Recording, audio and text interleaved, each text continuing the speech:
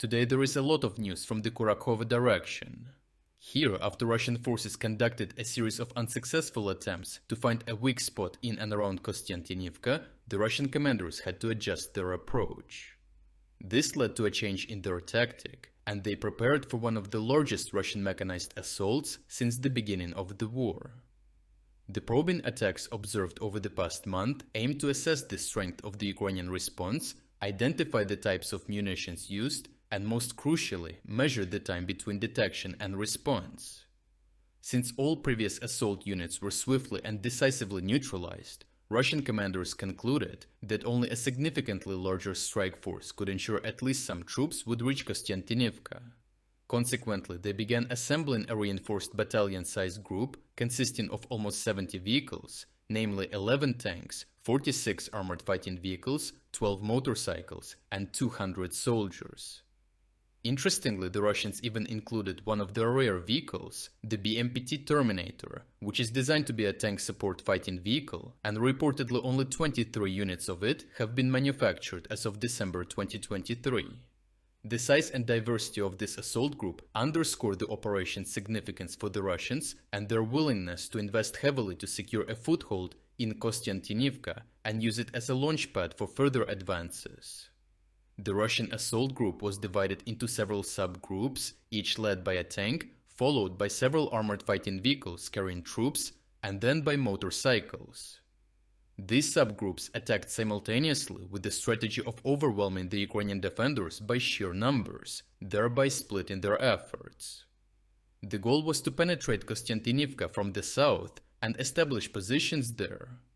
As you may recall, the defense of this part of the front line is entrusted to the 79th Air Assault Brigade, one of the most well-prepared and well-equipped elite Ukrainian forces.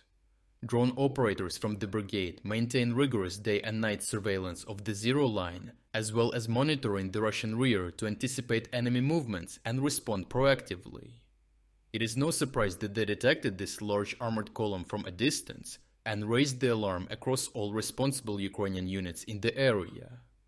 The first line of defense against such armored assaults involves the creation of extensive minefields, and Ukrainian sappers in the region have already demonstrated the thoroughness of their work. However, given the size of the enemy forces, it was evident that relying solely on minefields would be insufficient to halt the Russian offensive.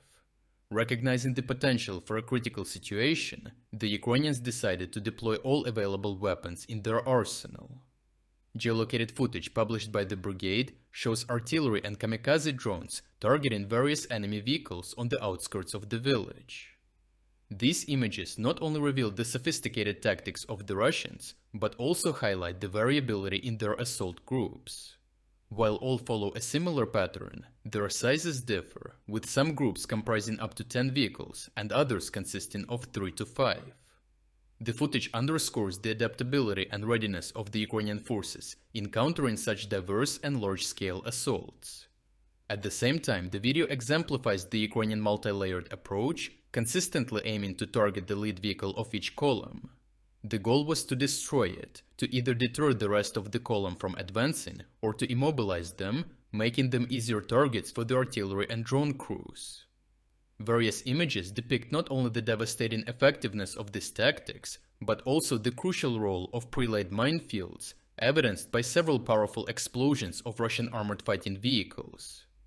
This strategic combination led to significant success, with the 79th Air Assault Brigade confirming they had successfully repelled the Russian attack. By taking out the lead vehicles in each subgroup, they inflicted substantial damage. 6 out of 11 tanks were destroyed, 10 out of 46 armored fighting vehicles were taken out, all 12 motorcycles were obliterated, and of the 200 Russian troops, 40 were killed and 37 were injured.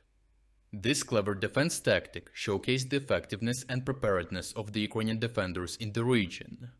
All uncensored footage from this Russian attack can be found on our Telegram channel linked in the description. Such deadly attacks without success in various areas of the front line have led the Institute for the Study of War to conclude that the Russian military command's willingness to expend a large number of armored vehicles on limited tactical objectives reflects poor longer-term operational foresight, and constraints on Russian equipment in the medium to long term will make such failed mechanized assaults costlier with time.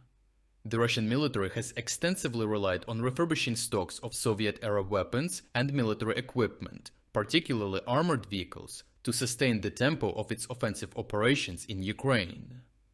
Given the current trend, it is impossible that the Russian defense industry will be able to produce enough vehicles to catch up with the high level of equipment losses, even with further economic mobilization that can be expected to be forced by the Kremlin.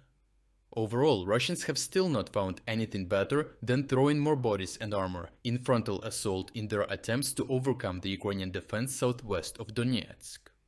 Even the biggest armored assault group we have seen in the Donbas for the past 12 months was efficiently stopped by the highly effective Ukrainian elite units responsible for the protection of the region. Such successful operations not only gave them more time to prepare even better defensive positions, but also dealt a huge blow to Russian offensive capabilities and wartime economics. In the medium to long term, this can only help Ukrainians to create better conditions for themselves on the battlefield. If you're against the invasion of Ukraine and you want to support the work that I am doing, consider making a purchase in the online store UA Supporter. Here you can find a lot of products with Ukrainian symbols to not only show your support for this channel, but also for Ukraine. The link to the online store is in the description. Thank you for watching this report, and I will see you in the next one.